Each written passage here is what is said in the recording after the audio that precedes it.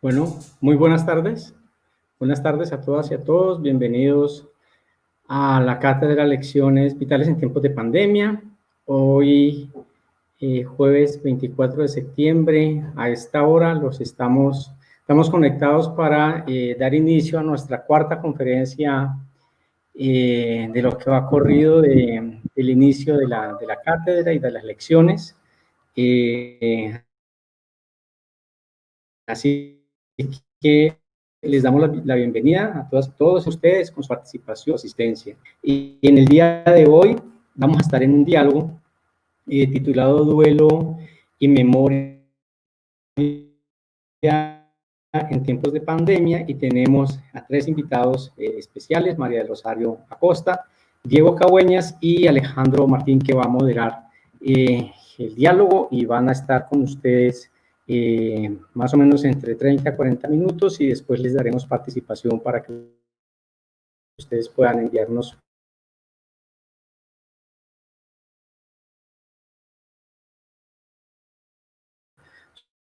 sus preguntas vía YouTube o Facebook. Cagüeñas, que no me aparece todavía en pantalla, pero supongo que ya va a aparecer. Hola. Hola, yo estoy aquí. Hola. Hola. Bueno, listo. ¿Estamos? Con Ok. Listo.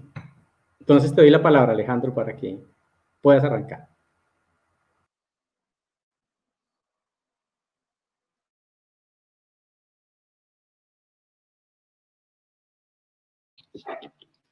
Listo ya.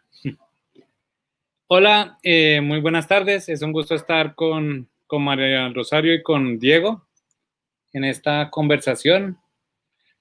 Aunque bueno, como el tema que nos trae y las condiciones del momento son muy duras, ¿no? Como vemos que estamos ahora en este duelo permanente, ¿no? Y hoy recibimos como otra noticia terrible de otra, pues de Juliana, y otra mujer asesinada por el Estado en este como momento de descontrol tan doloroso, donde además desde los estamentos más altos nadie asume la responsabilidad, y que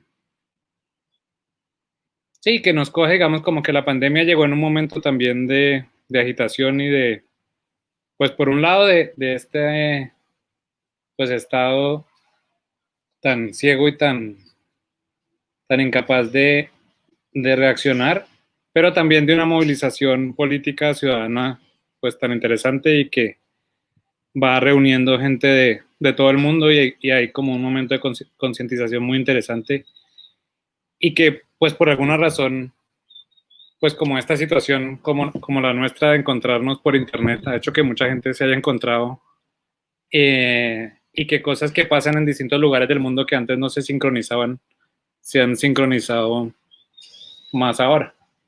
Entonces, bueno, es lo primero para introducir la charla. Entonces, pues presentar pues rápidamente a María Rosario, que es una filósofa colombiana clave, y que nos ha venido dando tantas luces de estos temas fundamentales, y que nos une a todos, digamos, el interés por la filosofía.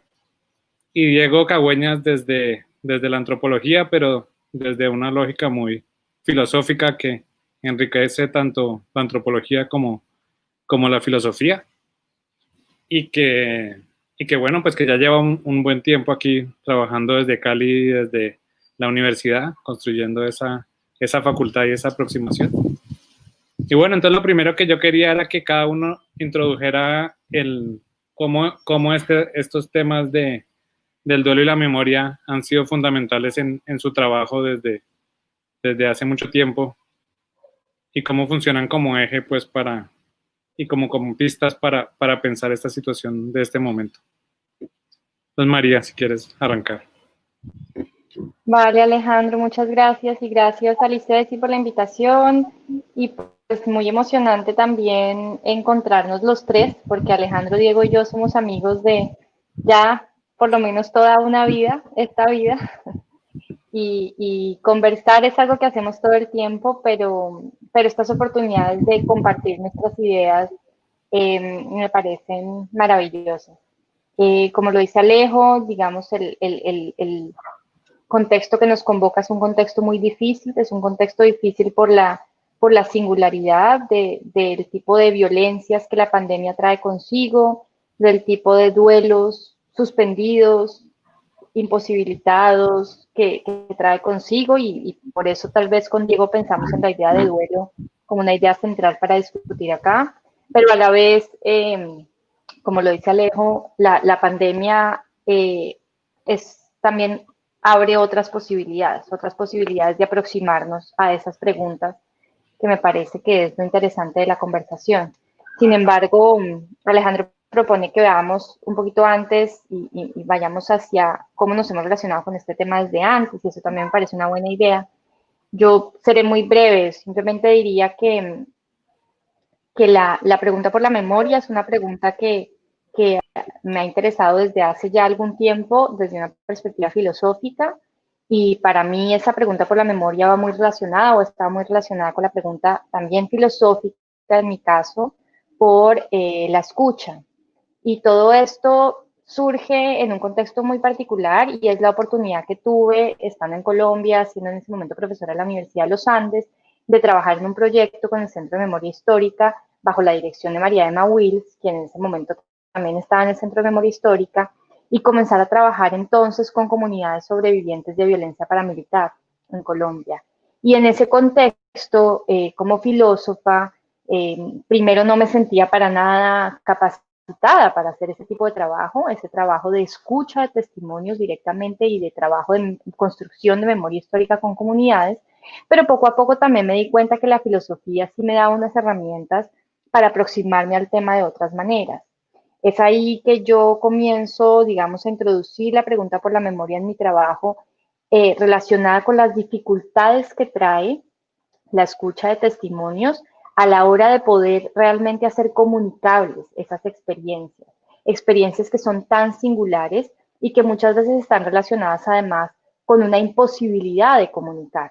No porque el sobreviviente le falte agencia, ni mucho menos, y en Colombia sí que sabemos que los sobrevivientes tienen toda la agencia y toda la capacidad para hacerse audibles, para hacerse visibles, para denunciar, para soportar, resistir. Hay una fortaleza y una resiliencia en esa capacidad de sobrevivir en Colombia a las violencias más atroces, sino porque el espacio, digamos, de lo legible y de lo común, del que usualmente disponemos y que decide sobre qué es audible y qué no, qué es legible y qué no, es un espacio que está muy cerrado a la posibilidad de comunicación de otras formas de experiencia, que es el caso en Colombia, me parece, con las experiencias singulares en las regiones, en comunidades específicas, frente a violencias de la magnitud de las, pues que son las violencias de la magnitud de las que vimos en Colombia. De esa manera, mi pregunta por la memoria está muy relacionada también entonces, y mi pregunta por la escucha, con la pregunta por el duelo, porque en última instancia, si mi pregunta por la memoria está tan atada a este tipo de experiencias singulares de violencia y de violencia paramilitar, sabemos que ese es un tipo de violencia que trae consigo también la interrupción de la posibilidad de un duelo en muchas ocasiones, ya sea debido a las desapariciones forzadas, ya sea debido a los silenciamientos impuestos, ya sea debido precisamente también al hecho de que desde un punto de vista institucional hay una cantidad de mecanismos que están buscando acallar esas memorias y por lo tanto impedir que esos duelos se lleven de la manera más audible y más visible, que es como deberían llevarse a cabo. Ese es un poco el contexto de mi trabajo y eso es lo que me ha preocupado preguntarme desde el punto de vista filosófico y desde el punto de vista también de qué instancias, qué dimensiones, tanto del pensamiento como de la acción, hacen posible subvertir esas lógicas de silenciamiento y esas lógicas de borradura y permiten acompañar esos duelos impedidos, suspendidos, de otros modos. Y allí algo que aparece y reaparece en mi trabajo y que me une mucho con el trabajo que hace Alejandro es el papel que ha jugado el arte en ese contexto. Y quizás lleguemos a hablar de eso en algún momento, pero eso sería como muy corto, una respuesta a una pregunta que podría tener una respuesta mucho más larga.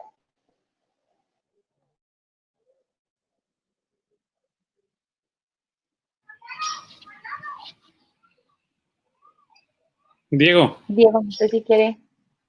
Muy bien. me pasamos el micrófono. Ok, listo.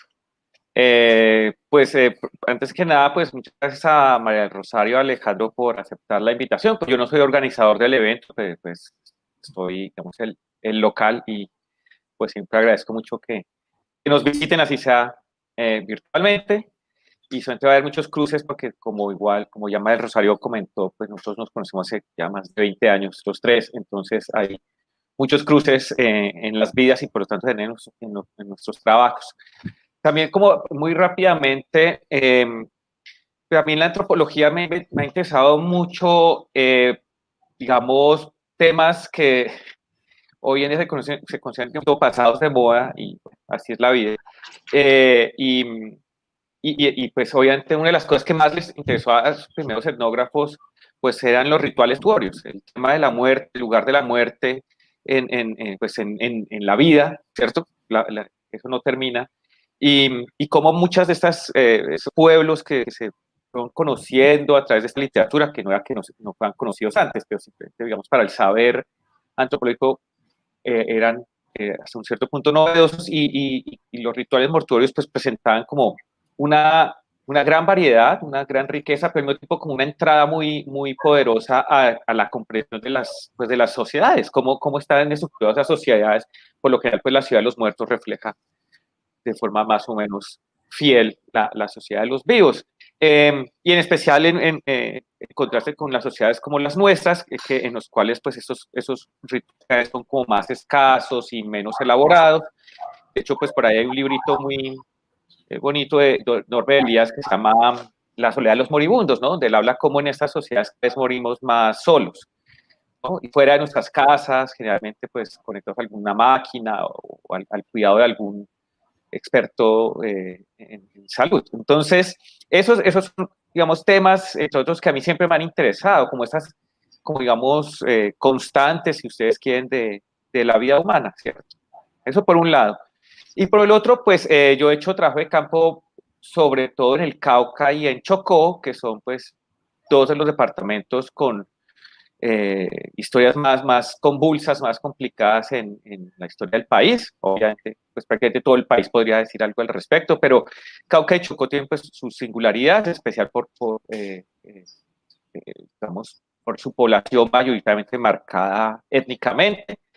Entonces, haciendo trabajo en Cauca y en Chocó, pues es muy difícil evitar, obviamente, los rezagos y la presencia de un tipo del conflicto armado y de la destrucción de todo tipo, ¿no? Entonces, en Tierra Adentro yo comencé por un interés, digamos, por la historia de los misioneros católicos y pues, claro, eso como conlleva una destrucción de los mundos indígenas, pero luego, pues, diferentes razones me fueron llevando a interesarme por las avalanchas, por otro tipo de destrucción que ha marcado especialmente la zona de Tierra Adentro, en el Cauca, y cómo pues estas avalanchas dejan rastros que a veces se confunden con los rastros de la violencia política, una violencia política pues que tiene también una historia muy larga, que puede uno inclusive rastrear en épocas precolombinas. Entonces, como que ahí la presencia de la violencia, de la muerte, de la destrucción están muy presentes, que no quiero decir que sea lo único, porque entonces también queda la idea de que estos son, digamos, lugares del país completamente asolados por la violencia, y no es así. Obviamente, la vida ya también prospera y de formas muy interesantes. Y en Chocó, pues encontré con el caso de Bojayá, que es el que he estado trabajando, donde el problema del duelo pues es más que evidente.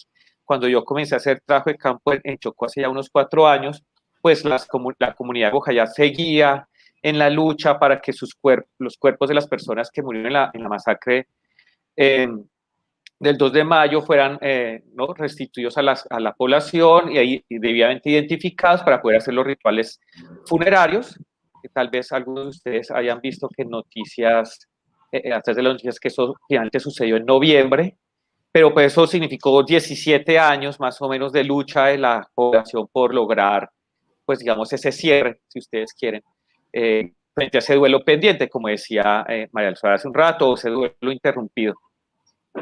Y bueno, sinceramente no sé muy bien qué ha pasado desde noviembre acá con los rituales funerarios que se pudieron hacer, pero seguramente ahí todavía hay unas deudas por saldar.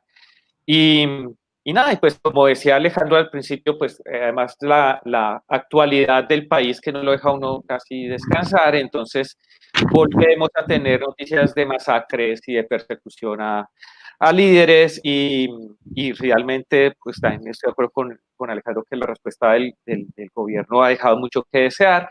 Entonces volvemos a pensar esto de como que vuelve la muerte a ser como muy presente en las noticias. Y yo creo, con esto pues me callo, esta primera intervención es que yo pienso que las muertes de la pandemia no son únicamente las muertes del COVID, sino, por ejemplo, los chicos que masacraron aquí en el sur de Cali, en el de Cali hace unas semanas, esas también son muertes de la pandemia, ¿no? Son muertes que el confinamiento y la presencia estatal en sus modos particulares han hecho posibles.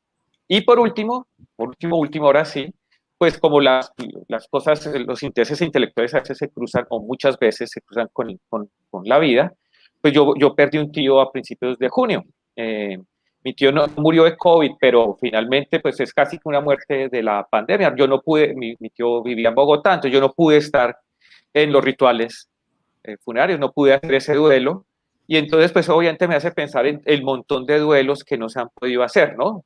Y la imagen que acompaña el afiche del evento de hoy es de una isla que se llama Hart Island, que queda en Nueva York, al lado, entre Manhattan y entre el Bronx y Queens. Ahí hay una isla muy pequeña que la ciudad ha usado para enterrar a las personas no identificadas. Entonces, en los 80 y los 90 fue un sitio donde se enterró a las personas que morían de SIDA, por ejemplo, y ahora están enterrando a las personas que mueren de COVID y que no son identificadas o que las familias no tienen como los medios para velarlos, ¿no? Entonces, como que estas cosas se cruzan inevitablemente y me parece que la antropología, la filosofía, en general las ciencias sociales, las humanidades y las artes tienen pues mucho que decir al respecto, acerca de los nuevos duelos y los duelos que tenemos pendientes, sobre todo. Eso diría yo para comenzar. Muy bien, entonces Diego ya hizo como el puente un poco a lo que era la invitación original, ¿no? De pensar el duelo en la pandemia. Un poco como haciendo eco de lo que contaba Diego de una experiencia personal. Yo tuve un primo que estuvo enfermo también y que iba a decir gracias a Dios, aunque digamos me considero ateo, digamos ahora ya está recuperado, pero sí las condiciones de estar enfermo en este momento pues son muy fuertes, ¿no? Porque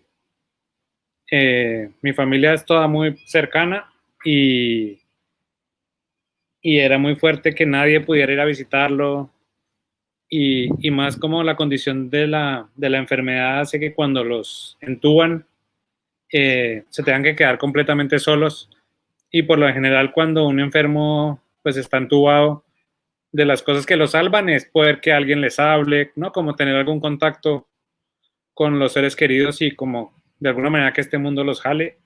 Y en ese caso era imposible, ¿no? Porque pues tenía que ser como a través de mensajes de celular o cosas así, pero nadie le podía coger la mano, ¿no? Nadie se podía sentar al lado. Entonces sí crea una situación completamente excepcional y muy difícil. Y que por otro lado, lo otro que es muy fuerte es cómo son de vulnerables todos los del equipo médico, ¿no? Cómo esta situación ha hecho que los médicos estén en ese estado de exposición tan fuerte y que han mostrado, digamos, y que eso también como que recupera un poco algo que también hemos perdido y que tiene que ver con con lo que señalaba Diego de cómo muchas de como las dimensiones rituales o como de los valores importantes de la vida no los vemos, y que un poco esta mecanización de la medicina nos había hecho olvidar o distanciarnos tanto de los médicos y verlos como prácticamente como otras máquinas de curarnos, ha expuesto de alguna manera tan fuerte pues la vida de los que trabajan en los hospitales, no solo médicos, sino enfermeras, quien limpia los espacios, todas las personas de las que nos hemos tenido que preocupar ahora y agradecer, digamos, como que hayan hecho ese sacrificio, porque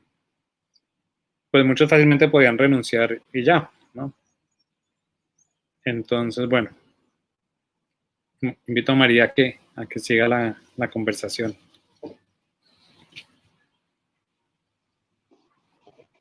Sí, es decir, al comienzo de la pandemia y entre nosotros hablamos mucho también,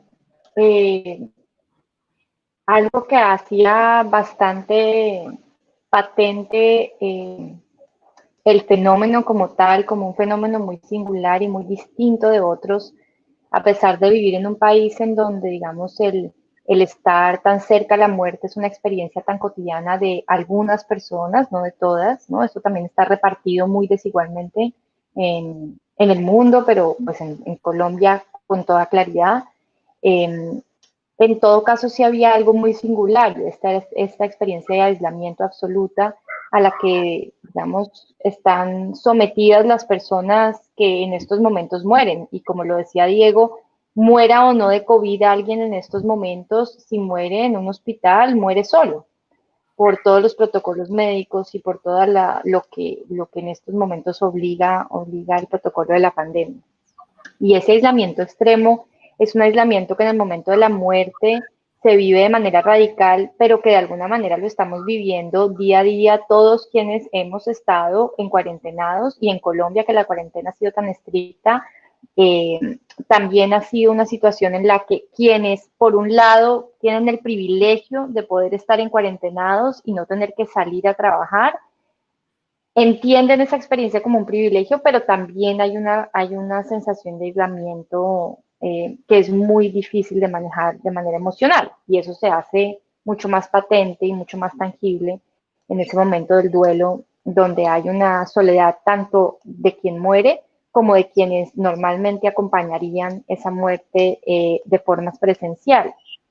Yo aquí, al comienzo de la pandemia, cuando todo el mundo quería como preguntarle a todo el mundo qué era lo que estaban pensando, cómo aproximarse a esta cuestión de la pandemia, algo en lo que yo pensé mucho, nuevamente volviendo al problema de la escucha, y porque quizás es lo que yo trabajo en filosofía, es a cómo pensar otros modos de relacionarnos unos con otros en estos contextos.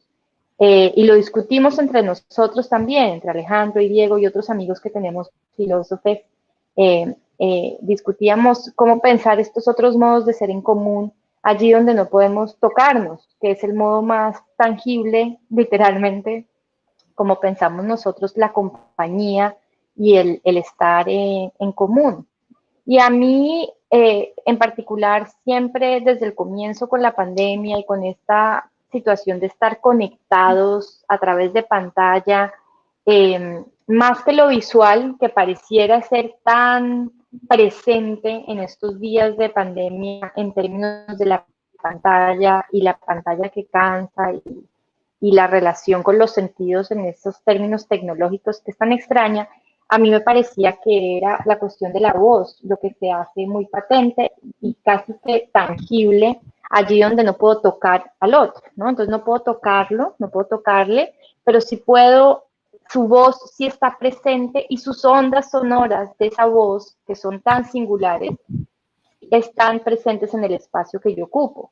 Entonces era otra manera de sentirse acompañado, otra manera de sentirse tocado por los otros, por los otros, es a través de entender que lo auditivo está jugando un papel distinto si podemos imaginarnos formas distintas de estar juntos.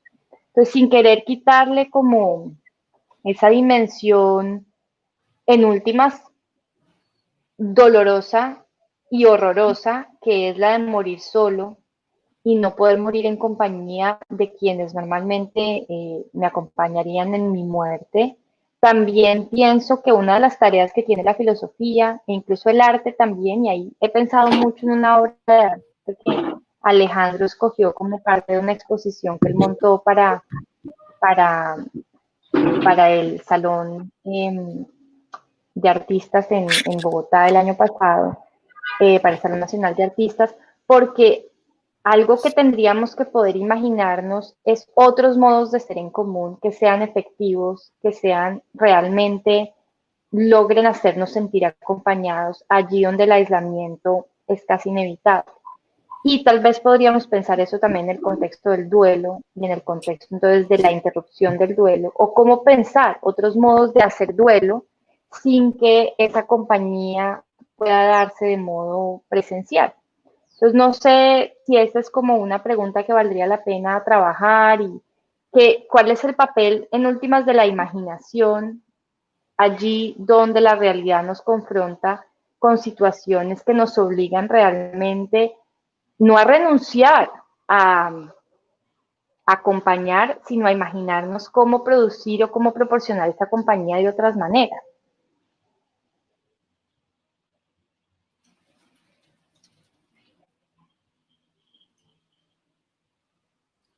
Sigo yo. digo, algo, digo algo al respecto.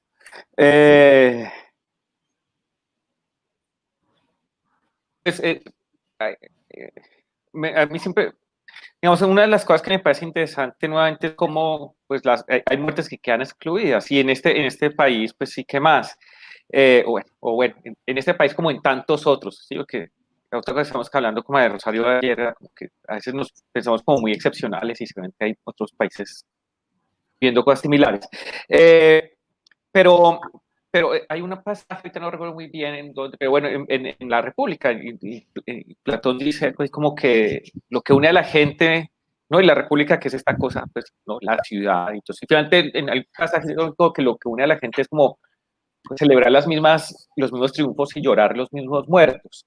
Y más allá del como el espíritu bélico un poco detrás de eso, pero la idea de que podamos llorar los muertos me parece que es algo que no tenemos, ¿sí? Nosotros no tenemos esa posibilidad. Hay muertos que de hecho se celebran, ¿no? La idea aquella de los buenos muertos de cierta persona, y otras muertes que se celebran, ¿no?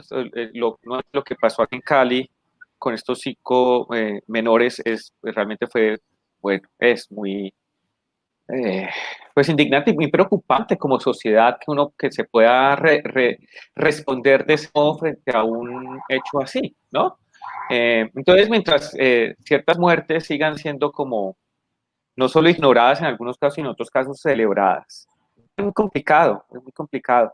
Y de nuevo, con el COVID yo he sentido algo similar. El COVID es un problema del cuidado, y no existe tampoco las estructuras del cuidado. La reacción de mucha gente es deje que cada quien se cuide a sí mismo, ¿cierto? Como si no, la cuestión no es tanto cuidarse a sí mismo, sino cuidar de los otros, cuidar de los demás.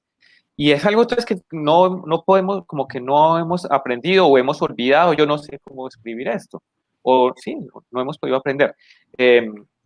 La incapacidad del cuidado de la vida de los demás, ¿cierto? La dificultad de ver por el bienestar del otro. Eso me pareció a mí muy impactante, ¿no? Y la característica de la enfermedad como que lo pone mucho más presente, esta cosa del asintomático que puede andar por ahí, y como no me siento enfermo, entonces no estoy enfermo y por lo tanto no estoy enfermando a nadie más, y pues ya sabemos cómo funciona el asunto. Entonces, eso a mí también me ha parecido muy difícil, ¿no? Que si de alguna manera hay unas formas muy excluyentes de hacer los duelos, pues también tiene que ver con esto, como que en la vida misma no logramos como una vida en común, ¿no? Un país muy dividido, y no veo cómo, por lo menos en el futuro cercano, la cosa pueda como remediarse, en especial porque nuevamente nuestros gobiernos no parecen muy interesados en que eso cambie. Entonces, a mí me parece que más allá de esos diagnósticos inmensos de qué es la pandemia y qué la ocasionó y todo eso, yo creo que de todas maneras podemos ir adelantando cosas y que adelantando la tarea, atendiendo cosas más pequeñas, más puntuales. Y yo creo que la relación con la muerte que tenemos, que solíamos tener, que no sé si va a cambiar con esto, seguramente cambiará en algunos respectos. Me parece que dice mucho acerca de nosotros como sociedad, como país, ¿no? Ahí de lo que dice Diego, a mí me parece que como que hay algo como muy fuerte pues como de este cambio en la experiencia, que es como, pues como que acentúa como unos quiebres entre como la conciencia y la acción, ¿no? Como de qué nos damos cuenta o qué podemos verbalizar, pero después también qué podemos hacer, ¿no? Como que yo he sentido mucho la contradicción con lo que dice Diego, porque de pronto yo sí sé muchas de estas cosas, pero por ejemplo ya cuando salgo me cuesta mucho interactuar con estas lógicas de la bioseguridad, ¿no? El distanciamiento. Como que todo eso me hace imposible relacionarme con nosotros y que en algún momento pasa como que si uno está 8 horas con una persona, siempre se salta las reglas en algún momento porque no, es muy difícil realmente interactuar con otras personas siendo rígido en esas cuestiones, ¿no? O si uno invita a alguien a la casa, ¿cómo invita uno a alguien a la casa? Y logra estar a 2 metros y con tapabocas, es demasiado difícil, ¿no? Entonces, como que, y que después, como para el plano más grande, pues a mí me parece muy interesante, pues como las cosas que se han detenido y que se han acelerado, y lo que eso muestra de la vida que vivimos ahora, ¿no? Como esta aceleración del traslado a lo virtual.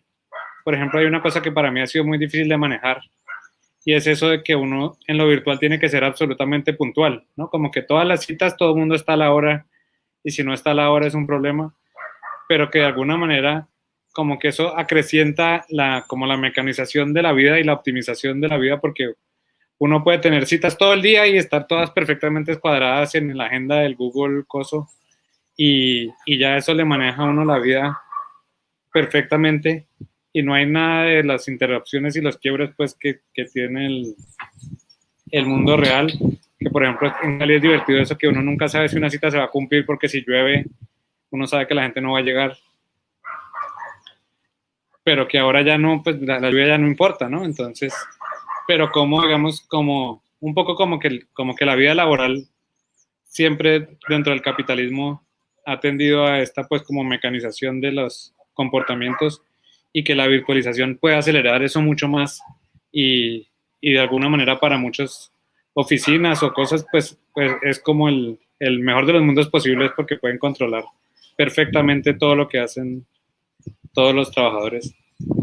Entonces, y que como las empresas, digamos, de Internet se han vuelto multimillonarias, las acciones se han disparado, y entonces un poco como que en la bolsa no se ha sentido la crisis, porque finalmente los más ricos se han hecho más ricos todavía, y entonces como que todas las contradicciones se han como agudizado, como por ejemplo esa conciencia de la necesidad de la salud, de la falencia en los servicios públicos de salud, y que veo que por otro lado está como esa contradicción en que la conciencia del calentamiento global, ¿no?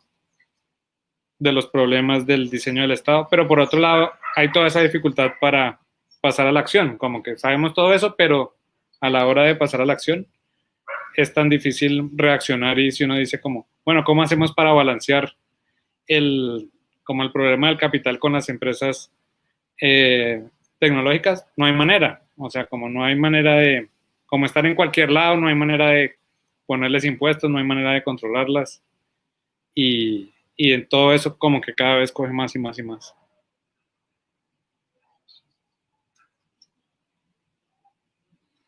No sé si Diego o María quieren seguir. Me toca a María. Muy desordenado. No, claro, pero usted comenzó, Alejo, diciendo que valdría la pena pensar no solo qué cosas se aceleran, sino qué cosas se detienen también.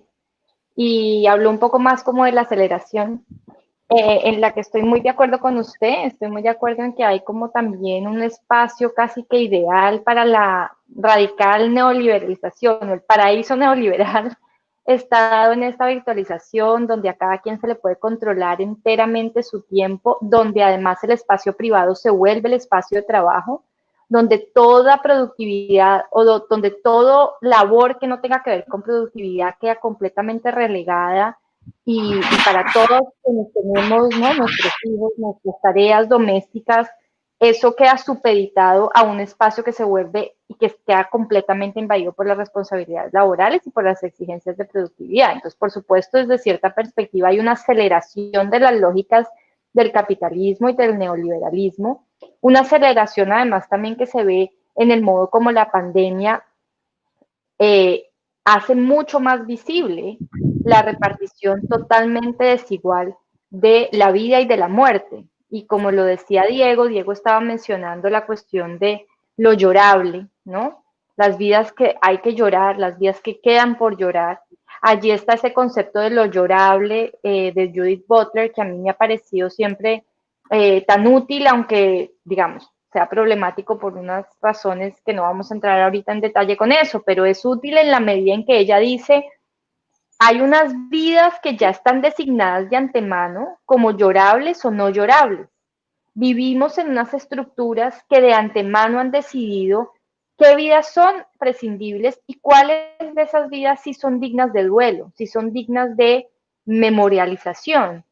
Y en Colombia eso sí que lo vemos con claridad, creo que a eso también se estaba refiriendo Diego en algún momento, con la idea de que en un país donde unas muertes son celebradas, como lo decía Diego, y donde por el otro lado una cantidad de muertes no solo son silenciadas, sino que la narrativa de esas muertes está dominada por un modo de contar la historia que es totalmente institucional y totalmente interesado entonces en crear unos olvidos radicales acerca de quiénes son los verdaderos actores que intervienen en esta violencia cotidiana y esta violencia también radical que se vive en ciertas instancias en Colombia.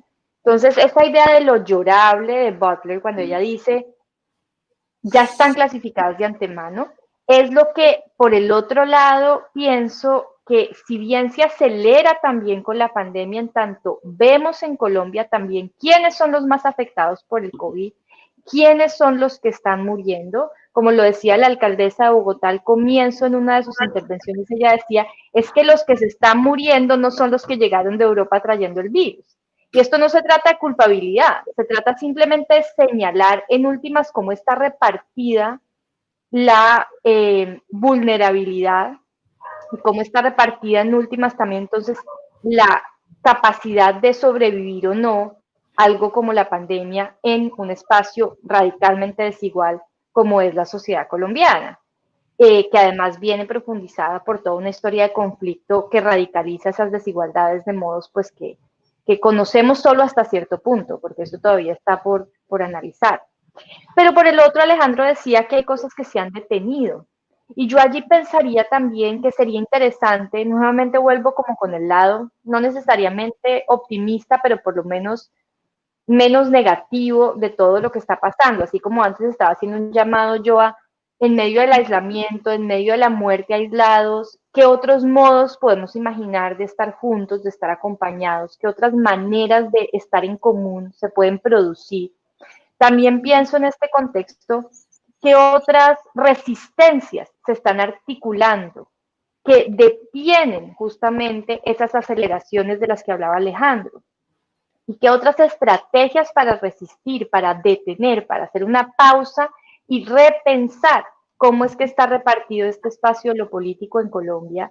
Y aquí me gustaría también insistir en que la pandemia podría convertirse en una oportunidad para detenerse y para pensar, ahora que se hace tan visible, esa desigualdad, en momentos donde esas muertes, como lo dice Diego, las muertes de la pandemia, que no son solo las muertes por COVID, y que entonces en Colombia comienza a hacerse visible esa arbitrariedad de quién decide quién merece vivir y quién merece morir, cómo es que estas narrativas en un momento como este van a seguir siendo, o se va a intentar seguirlas controlando desde lo estatal, y cómo es que las redes sociales y el paro nacional que ya había comenzado desde noviembre del año pasado y que continúa, que todos estos movimientos están ideándose en modos distintos.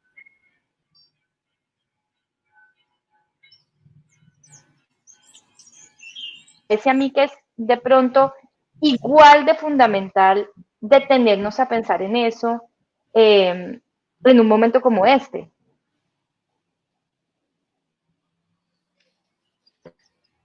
Ok, me toca, ¿no? No sé, es que esto es tan, como estamos en la mitad del asunto, ¿no? Y de hecho, seguro a otras personas todavía nos falta mucho para llegar a la mitad de esto. Entonces, como que hay días de días, ¿sí? Y también hay días como que yo siento como que, bueno, lo que decía un poquito María, seguramente vamos a aprender cosas de estas y todo, pero ese no es uno de esos días, yo, este día, dígame, como que esto está peor, de hecho, como que, ¿sí? Y de acuerdo, o sea, tenernos en las casas trabajando, o sea, en las casas siendo productivos es como el sueño húmedo del capitalismo, ¿cierto? Del neoliberalismo, es tenernos encerrados y sabiendo qué estamos haciendo, básicamente, ¿cierto? Entonces, no hay horario laboral ya, todas las 24 horas son potencialmente laborables.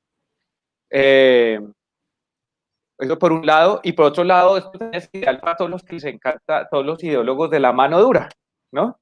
Que a la gente ahí es que hay que controlarla esa punta así, la obligan usted a tener allá en su casa, y aquí pasó varias veces aquí en Cali, cuando encontraba una fiesta por allá en algún barrio, ¿no? Entonces la respuesta es que, no, a la gente es que hay que darle plomo, porque si no, no entienden, ¿no? Entonces como que esto me parece que ha sido como ideal para el avance como este tipo de ideologías, las ideologías de la mano dura, y que la gente, otras hay que mantenerla siempre es como amenazada porque la gente no aprende. Y por otro lado, la hiperproductividad, que yo creo que es más una ilusión que otra cosa. Yo no estoy muy seguro de que estamos siendo más productivos ahora que antes. Yo pensaría que de hecho un poco lo contrario. Eh, y y conlleva un costo emocional muy fuerte, además, que es una cosa que además yo creo que vamos a ver realmente sus efectos en los años, ¿no? El costo en la salud mental de todos nosotros. Y también esperando pues en los más chiquitos, ¿no? Pues yo tengo una hija que está yendo al colegio ya y tiene que ir con máscara y con el visor, y en los recreos no pueden juntarse, tienen que estar a 2 metros, pero ella igual quería ir al colegio en esas condiciones porque ya no soportaba más estar encerrada en la casa. Entonces yo entiendo también lo que sea Alejandro, ¿no? Como que de todas maneras como que es imposible no hacer de algún modo trampa, porque esto es muy chévere lo que está pasando hoy. El Rosario está en Chicago, entonces extraerla habría sido difícil, es costoso, etcétera, etcétera. Y hoy podemos organizar un evento como este muy rápido y nos vemos y estamos juntos, en teoría. Pero sabemos que esto no suple lo otro, ¿no? Yo creo que esto no, la presencia física del otro, no, esto no. Esto es también un poco una ilusión. Y yo hubiera preferido que María estuviera aquí y que estuviéramos juntos para el auditorio y que la gente se hubiera tardado un montón en metido en el trancón para llegar 10 personas no más. Eso me hubiera parecido mejor, ¿sí? Pero lo que pasa es que obviamente esto es mucho más fácil, nos da esta ilusión de rapidez, como dices Alejandro, ¿no? Que ahora lo que, no sé, en mi universidad lo que está experimentando es como yo creo, una sobresaturación de eventos, porque como simplemente pongo un par de correos y la gente dice listo, entonces les mando el link de Zoom y ya está armada la reunión, no hay que hacer nada más, ¿sí? No hay que invitar a la persona, no hay que pagarle pasajes, no hay que ayudarlo con la visa si viene a ciertos países, no hay que meterlo en un hotel, no hay que hacer nada. Entonces ahora yo creo que en este momento estamos compitiendo con 2 eventos más de ciencia política, en este momento, y en la mañana hubo otro y seguramente en las otras facultades. Es una cosa impresionante. Entonces da esa sensación de hiperproductividad, y yo no estoy muy seguro de qué tanto nos está quedando de todo esto. ¿No? Hay algo ahí que a mí me parece como que estamos viendo, es una ilusión muy rara. Y seguramente la normalidad, entre comillas, ya vamos a regresar, pero creo insostenible que esto, ¿no? Es insostenible. Pero hemos demostrado que hemos podido vivir en peores condiciones. No nosotros, el género humano, no nosotros. De hecho, nosotros hacemos parte de los que menos nos ha golpeado, a los que menos ha golpeado esto, somos aquí nosotros tres. Entonces, no sé, hoy es de esos días en que no le veo así como mucha salida, ¿no? Pues es muy chévere ver que hay gente que si no está pesimista y haciendo cosas locales, porque esa es la otra cosa de las escalas, ¿no? Cuando uno comienza a pensar que eso tiene que ver con el capital y el calentamiento global y la mina y todas las cosas, pues uno dice, no, ¿qué puedo yo hacer frente a todo esto? Y hay gente que dice, no, yo sí, pero aquí, en mi comuna, en mi barrio, en la comunidad, y se logran cositas por ahí. Ahorita allá al gobierno está, ahorita más temprano en la tarde le tocó decirle a los indígenas misaquinasa que comparten y que no van a poner otra vez la estatua de Belalcázar luego de haber salido ofreciendo recompensas. Entonces, esta salida policial, que otra vez muy típica estos de cuarentena, ahí les tocó echar para atrás porque la gente está ahí jodiendo. Entonces, pues aunque hoy es uno de esos días, yo creo que no hay que dejar de joder, si no, nos llevan por delante. Alejo. Bien, entonces, como ya pronto se nos acaba nuestro slot de tiempo, entonces, pues decirles a los que están que si quieren hacer preguntas nos los hagan por el chat. Y mientras tanto, siguiéndole la pista, digo, a mí, sí, yo comparto mucho esa doble mirada de como escepticismo, optimismo con los nuevos medios de comunicación. Y pasa algo muy raro porque, no sé, como que el sentimiento primitivo, reactivo, siempre es como negativo, como si entro a Twitter, termino asqueado, como me produce mucha ansiedad. Y es como mi reacción como personal, pero por el otro lado sí veo que esta nueva lógica de la comunicación pues ha permitido que pasen cosas que antes no pasaban y que gente que no tenía maneras de llegar a otras personas ahora sí lo tienen, ¿no? Y es raro como todas esas pequeñas comunidades que se van creando heterogéneas. Entonces, por ejemplo, yo agradezco que yo pude estar en un ritual de duelo por los jóvenes de Llano Verde en el barrio hace 2 semanas y fue posible gracias a las redes. Si no fuera por las redes, habría sido imposible que yo llegara ahí, y así como yo llegué ahí, ha habido mucha gente que llegó allí, ¿no? Y de estar ahí, pues preocupa como la sensación que hay de que Cali está radicalmente dividida entre Oriente y Occidente, y un poco como en Oriente se siente que los que vivimos en el oeste, pues estamos completamente despreocupados por lo que pasa allá, y si uno mira pues lo que está pasando, tienen razón, pero a la vez como pues lo que sucedió muestra que sí hay unos puentes posibles, sí hay unos encuentros posibles, y hay como muchas movilizaciones que se hacen posibles gracias a estos puentes, ¿no? Como en gran medida yo creo que pues lo que pasó en Popayán no hubiera pasado si no hubiera pasado lo que pasó en Inglaterra o lo que pasó en Estados Unidos. Y mucha gente como lo quiere como desvalorizar por eso, como si fuera una mera copia. Pero lo interesante es cómo cada acontecimiento tiene su lógica y su potencia.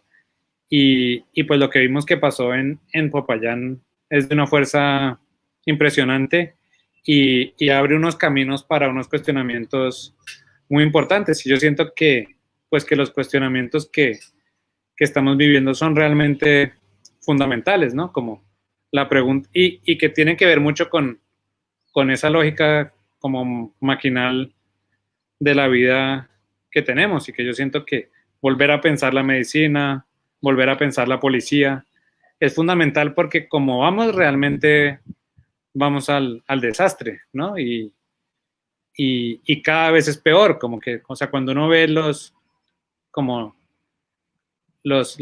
individuos del SMAT, que ya son como unos robots como sin corazón, es completamente enfermo, y es muy fuerte eso de que pues no haya manera de imaginarse que las personas que visten esos trajes tengan una conciencia, y es muy descorazonador pensar en como en personas sin conciencia y cómo la sociedad como hace posible esos sujetos, ¿no? Entonces yo siento que sin duda estamos en un momento de crisis muy fuerte y que esa conciencia es muy importante y que, por ejemplo, o sea, la misma policía en la lógica original sería una lógica del cuidado, ¿no? Y el cuidado lo tenemos completamente como perdido, ¿no? Como, entonces yo sí creo que este momento pues nos abre muchas como ventanas y pues nada más nosotros que crecimos como en esta sociedad racista de una manera tan fuerte, por lo menos yo como que por ejemplo la relación con las comunidades negras era exclusivamente a partir del servicio doméstico, es muy fuerte, era como que realmente crecimos como como una visión del mundo muy loca y y que es muy interesante que ahora como que toda la esperanza surge justamente como de relacionarnos de otra manera y de aprender de esas comunidades, como justamente las lógicas del cuidado, del duelo, que vemos en la que, digamos, como la sociedad como que nosotros hemos como privilegiado, ha sido tan bruta, ¿no? Y trayendo a colación lo que sucedió en Popayán y pues la caída el tumbar la estatua, pensaba yo no solo las lógicas del cuidado, las lógicas del duelo, sino también otros modos de pensar el acontecimiento histórico que van de la mano con una noción de temporalidad que es completamente distinta a la que usualmente se impone como en las narrativas históricas tradicionales.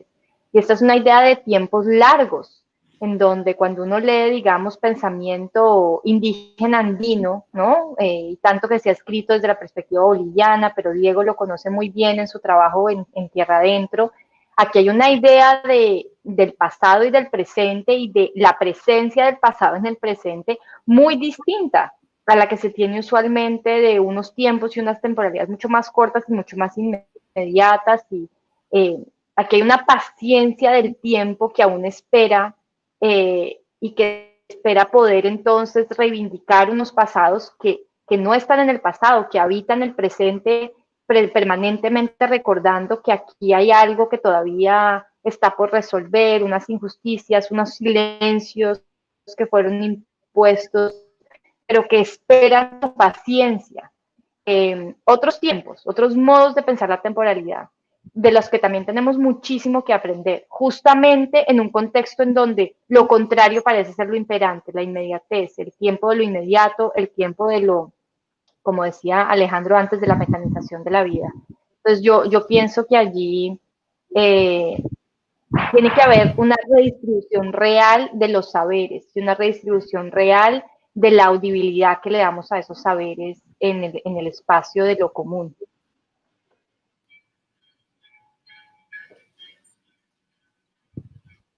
Sí, sin duda, yo creo que hay mucho de aprender de otras formas de ver el mundo menos depredadoras pues, no quiere decir que tengamos que, como dice todo el mundo, pues entonces toca convertirse en indígena, que son tonterías, pero pues, sí, digamos, para muchos, por ejemplo, el pasado está adelante.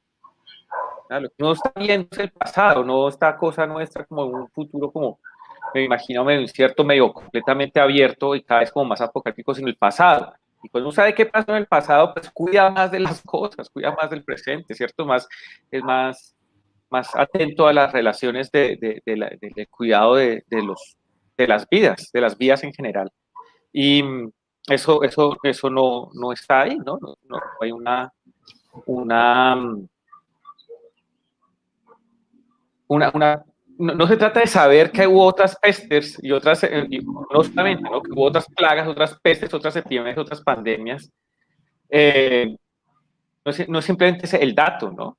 Sino la conciencia del daño que eso hace y de todas maneras cómo la gente logra como convivir o sobrevivir a estas cosas. Y entonces no hay como una conciencia un poco más profunda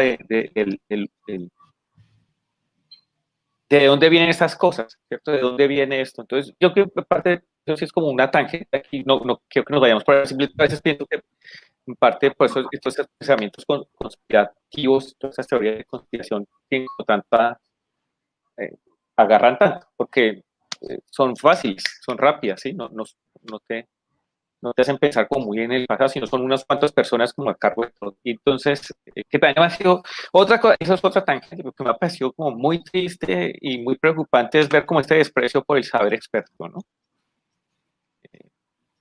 En Estados Unidos se ha visto muy claro, pero aquí también, ¿no? Cuando el Ministerio de Salud o el Instituto Nacional de Salud hace un pronunciamiento y eso a duras penas sale en medios y algún periodista completamente desinformado entrevista a un político igualmente desinformado y eso sí está en primera plana acerca de cómo funciona. Semana entrevistó a Patarroyo por el COVID, un señor que nunca ha estudiado sobre virus, pero como es nuestro único. Hay solo 2 científicos de ese que Guinness no les pasó el teléfono, entonces toca con este otro señor. Entonces, frente al saber experto, es muy triste que hay algo, y hay como un desprecio, ¿sí? Me parece, un desprecio por la persona que ofrece explicaciones un poco más mesuradas, un poco más complejas, y hay algo, me parece, nuevamente, que tiene que ver con la falta de mundo en común. Creo que hay unas preguntas por ahí, Alejo, me parece. Sí, ahí nos preguntan, ¿en qué medida el confinamiento ha puesto a prueba la cultura del individualismo? ¿Es posible que esto nos haya mostrado realmente el individuo es una ilusión del liberalismo?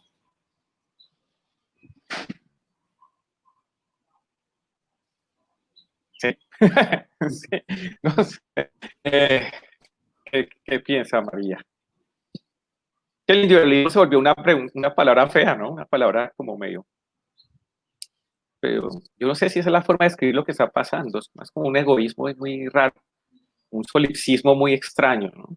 O bueno, no sé si sea extraño, pero sí, un solipsismo, una dificultad de. Yo no creo que haya un problema en el cuidado de sí, ¿no? De pensarse como individuo y de buscar las formas de prosperar como individuo, pero hay algo ahí en ese solipsismo muy extraño en el cual, pues, como que el individuo pareciera es como un átomo. De hecho, el otro es más bien una amenaza muchas veces. Entonces, no sé si eso es individualismo a lo que se refiere la persona que nos pregunta, pero sí, pues yo pienso que nos pone, depende del tipo de relaciones que tenemos, más bien, el tipo de comunidad que hemos creado. Y sí, no sé, el liberalismo, como cualquier otra ideología y sistema de gobierno, funciona sobre ilusiones, ¿no? No hay ninguna que no. Pero hay ilusiones menos dañinas que otras. No sé, María, ¿qué se le ocurre sobre eso? Y no, pienso que pues si la pandemia es una de las maneras en las que se hace más evidente, pues sería interesante pensar en eso, que en efecto el liberalismo depende de una noción de sujeto, capaz como de sostenerse a sí mismo, como lo dice Diego, donde la libertad, donde mi libertad es posible solo en tanto la del otro es limitada, en lugar de ser algo así como la libertad es posible solo en tanto yo posibilito la de los demás, más que poniéndole un límite a los otros para yo poder tener un espacio para mí, ¿no? Esta idea tan equivocada de que hay algo así como que cada uno de nosotros es como un territorio y que mientras más espacio logremos ocupar, más capaces y más libres y más personas podemos ser. Que es una idea tan equivocada, pero en efecto, como lo señala la persona que pregunta, es lo que depende en últimas una ideología como la del liberalismo y un sistema económico y político como lo es el liberalismo. Y pues todo eso viene también con la idea de una responsabilidad extrema sobre el individuo. El individuo además es responsable de sus propias, Sí, digamos, de toda su la idea salud. del individuo endeudado, del neoliberalismo. Sí, de su propia salud, de su propia, es decir, cada vez más no es una institución, no es el Estado quien sostiene las vidas, sino que cada quien es responsable del sostenimiento de su propia vida. Y por supuesto la pandemia muestra el quiebre radical de todo eso, porque pues en últimas, como lo decía Alejandro en algún momento, también en Colombia la pandemia muestra lo absurdo del sistema de salud, lo absurdo de la repartición de sus beneficios, y lo equivocado que está el sistema mismo en pretender que eso puede seguir funcionando de esa manera sin que haya un momento en el que todo esto estalle, si es que va a estallar, digamos.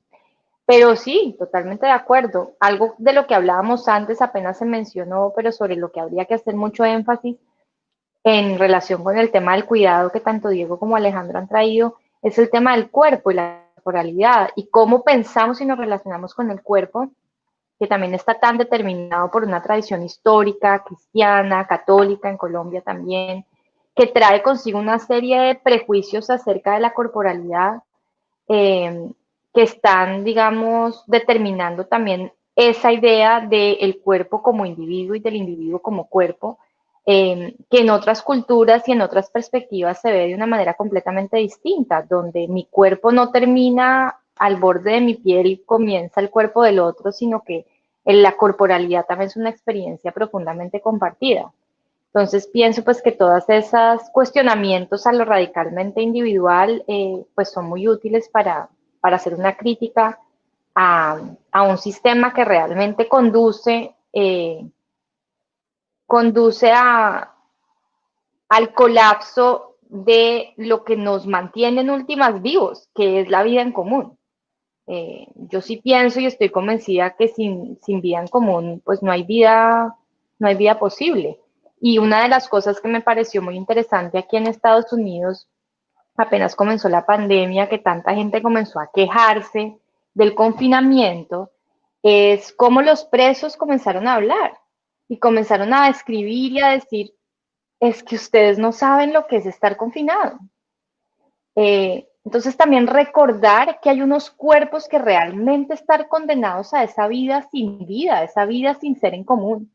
Eh, y empezar a valorar el hecho de que nosotros no estamos aislados de esta manera y que si hay otros modos entonces de construir comunidad y de reforzar esos lazos comunes que nos mantienen vivos.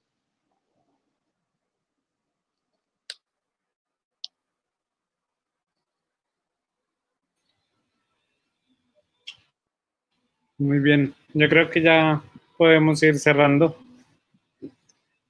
Muchas gracias a los dos por Creo que había estar otra hoy pregunta. en esta Por ahí sé que conversación. otra.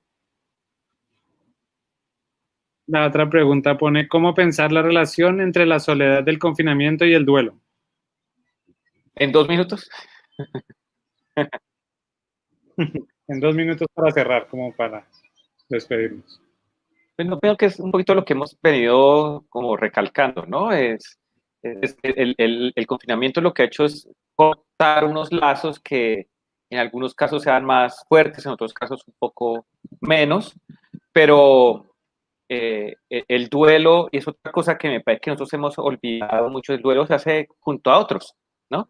Es una cosa que, digamos, a mí me quedó muy claro en el Chocó, ¿no? Que la persona que pudo haber muerto podría no ser, digamos, no, puede haber no una relación consanguínea, pero es parte de mi comunidad y yo hago parte de los dolientes. Y, y eso cada vez lo hemos restringido más y más a la esfera familiar y muchas veces a las familias nucleares, ¿no? Como que el duelo le corresponde a los más allegados, hermanos, padres, lo que sea. Y frente a eso ya muy tenue, bastante débil, digamos, viene esto como a terminar como de cortar con esas pocas cosas, ¿no? Entonces, vuelvo al ejemplo de mi tío, y yo vi pues el funeral de mi tío en una pantalla, en esta pantalla, y era muy raro ver a mi papá y a sus hermanos con el tapabocas y con esto, todo en un cuartico, con un montón ¿no? Pues de cuidado y de distancia, y el sacerdote separado. De nuevo, hay muchas personas que han pasado por circunstancias mucho más complicadas. A lo que voy es como, ¿qué hace eso? O sea, eso no es algo que simplemente nos pasa, eso nos pasa y nos queda, eso queda de algún modo, ¿sí? Y nos queda como comunidad, no solamente a mí que tuve esto, sino a todos los que de alguna manera, dicho a todos, ¿sí? Así no se nos haya muerto nadie. Entonces, eso queda ahí marcado en nuestros cuerpos, en nuestras psiques. Y entonces, ¿cómo pensar esa relación? Yo creo que es algo que está por pensar, porque estamos en la mitad de esta cosa. Entonces, yo siento que en algún momento, de algún modo, vamos a tener que hacer un duelo colectivo, ¿sí? De algún modo. medio de arte, algún tipo de, no sé, ya la imaginación social lo dirá. ¿Y por qué sí? Porque necesitamos estar juntos. La vida, como dice María, son los otros, ¿no? Spinoza sabíamos. Es junto a otros que nos hacemos más potentes y más felices. También más tristes, ¿sabes? María, ¿qué dice algo sobre la soledad y cerramos? No, pensaba yo en algo que dice Walter Benjamin en un texto que a mí me gusta mucho, sobre el que escribo mucho, que se llama El Narrador. Y todo el texto es acerca de alguna manera, del modo como perdemos la capacidad de tener experiencia cuando perdemos la capacidad de compartirla y de comunicarla. Y cómo entonces la experiencia depende de esa posibilidad de compartir. Y el texto está estructurado alrededor de la idea de la oralidad y de compartir historias y de contarlas unos a otros, que tiene que ver también, por supuesto, además con la tradición del duelo, porque parte del duelo en muchos ritos de muchas culturas es recordar, contar historias acerca de la persona y compartir esas historias, y cómo esas historias crean comunidad y reintegran a los muertos a la vida de los vivos. Y en ese texto Benjamin dice que la experiencia y la posibilidad de compartirla se pierde cada vez más en una sociedad en la que tendemos cada vez más a aislar a nuestros muertos. Y él dice en el texto, antes quien moría, moría acompañado en su cama, y ahora muere lo más aislado posible, por razones de higiene, por razones, ¿no?, de todas estas razones biopolíticas que también conocemos. Y pienso que a lo que apunta Benjamin allí es algo muy importante con la pandemia, antes de la pandemia, después de la pandemia, y es que mientras más queramos huirle a la experiencia de la muerte y a compartir esa experiencia unos con otros, más vamos a huirle a la posible experiencia en general. Que la experiencia en general no depende únicamente de compartir la vida con los vivos, sino también compartirla con los muertos. Y que en esa medida el duelo es un rito fundamental, y entonces también entender con eso el daño que se le hace a una comunidad cuando ese duelo no es posible y queda suspendido. Ahora que usted traía, Diego, la cuestión o su experiencia con el trabajo de campo en Chocó, ¿qué pasa con esos muertos que tuvieron que esperar tanto tiempo para poder ser llorados? Y esos duelos que tuvieron que resistirse a renunciar a hacerse para que pudieran llevarse a cabo en determinado momento. ¿Qué le hace eso a una comunidad? Y la fuerza de una comunidad que insiste en no renunciar a esa posibilidad, porque eso es lo que mantiene a los vivos vivos, no solo a los muertos, no solo mantiene a los muertos en la memoria, sino mantiene la vida de la comunidad también. Sí, solo para terminar, porque es que ese tema, cuando el Estado va a hacer la unidad de víctimas va a ser lo que se llama la evaluación del daño. Muy rápidamente la gente, para que puedas reparar una comunidad, tienes que establecer qué fue lo que se le dañó a la comunidad para poder reparar eso. Y no voy a entrar aquí en detalle, simplemente en el momento del ejercicio la comunidad de Bujayá dice que lo que le dañaron fue el alma. Y el alma está dañada en parte porque no puede hacer el duelo. Y el hecho de no hacer el duelo, ¿qué quiere decir? Que entonces sus parientes, sus allegados están todavía por ahí, se les aparecen en los sueños, con sed, y la sed es símbolo de esto, de algo que la comunidad tiene pendiente por hacer.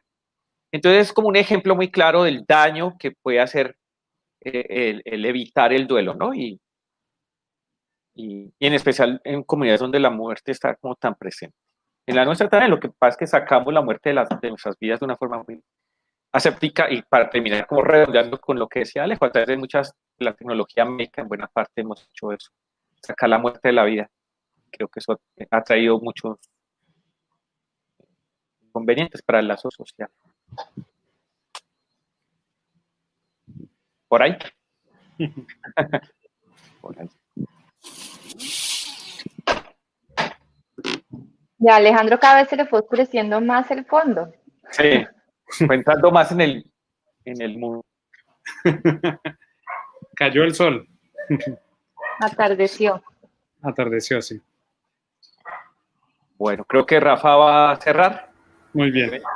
Sí, ya me dieron entrada. Muchas gracias. Bueno, Les agradezco muchísimo, estuvo muy buena la conversación, muy bueno el diálogo. María del Rosario, muchas gracias por participar en este evento, por acompañarnos.